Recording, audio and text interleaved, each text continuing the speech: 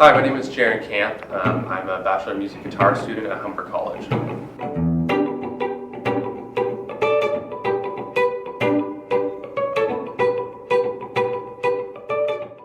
So Jaron, how did you get into music?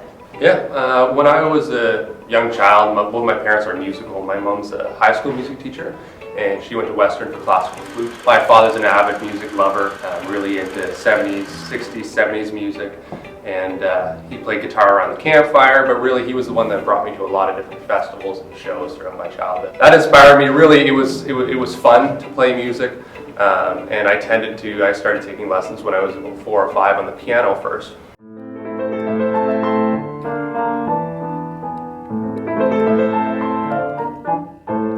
What I truly fell in love with was like the act of being able to get better. It's kind of like that mathematical mind of learning a skill and then you get better and better at it the more you practice. That really inspired me to want to get into music more. When I got into guitar when I was about 10 years old, that was when I started being able to play my favorite rock, pop, any kind of folk tunes even.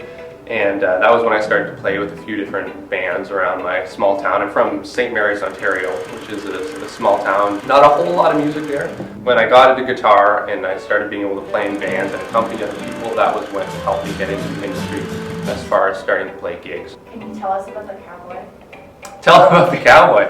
Yeah, my grandpa, so my dad's dad, Bev Camp, aka the Dancing Cowboy. He lives in London, Ontario.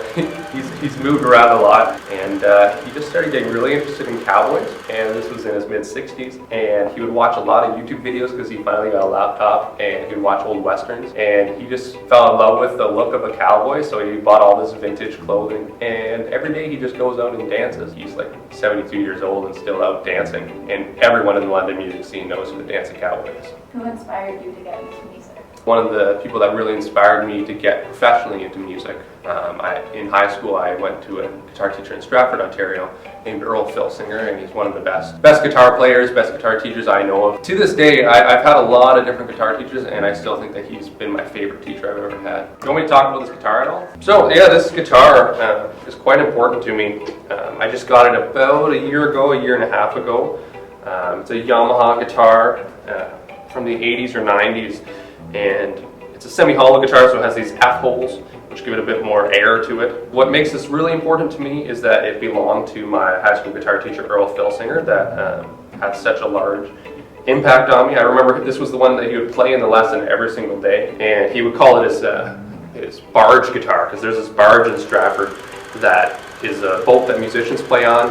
They have different music events on it, and he would jokingly say that he always brought this guitar onto the barge because it's so beat up. You can see lots of these cracks on it. It's been around the block a lot, so he always said that if the boat broke down, then he would use this as a paddle to try to get them back to shore. Do you ever experience stage fright? I do. That was something more early on in my career, so I still always get a little bit of those butterflies. It depends who I'm playing with, like an artist like Rachel Frankretta that I'm playing with for 3 or 4 years. If we're doing a gig in a little restaurant, seem to worry me in the slightest because I'm comfortable in those situations. Definitely situations where there's less rehearsal, less prepared musicians I'm playing with, and if I wasn't given the amount of time to prepare properly, I definitely get a little bit more stage fright. But with music, it's just an organic thing that if you keep your ears open and in the moment, when you're performing, you don't really have time to experience stage fright. It's more the before, and then I'm a big analyzer after the fact. How do you come up with ideas? Artistic ideas, I think and this is definitely a big jazz way of thinking, it's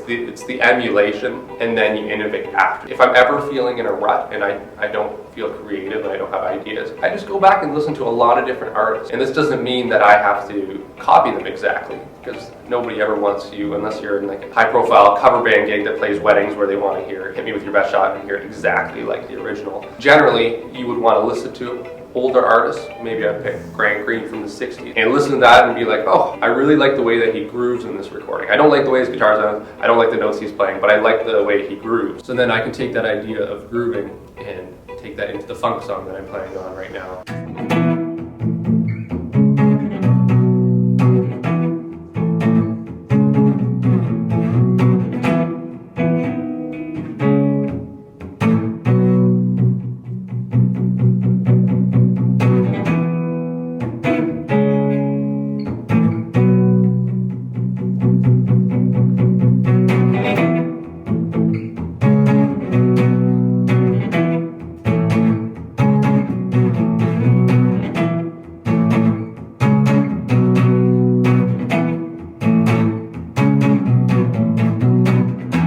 So that's what you play for the world. What do you play for yourself?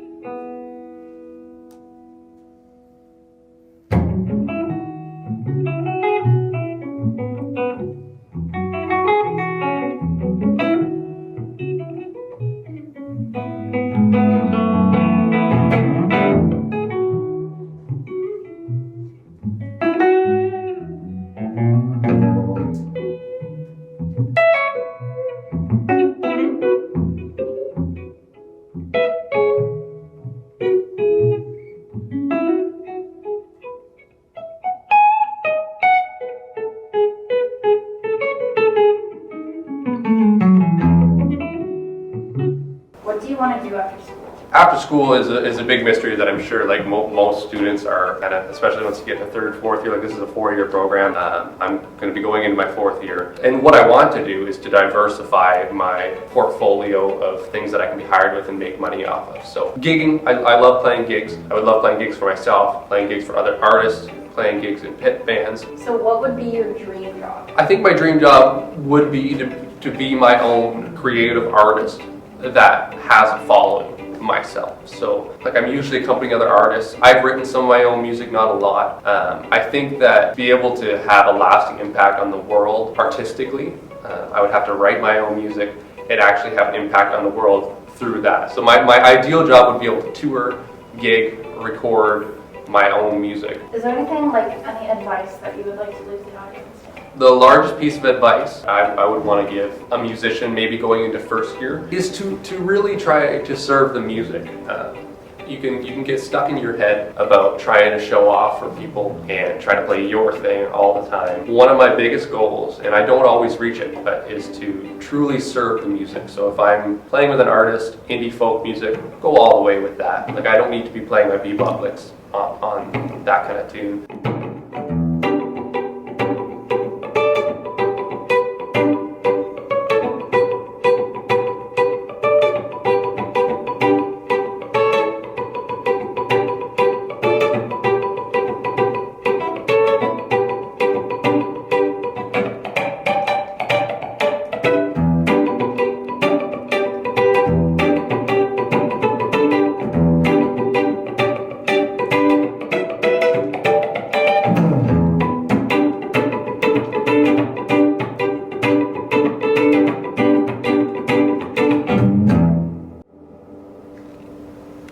Doesn't that make you just want to move?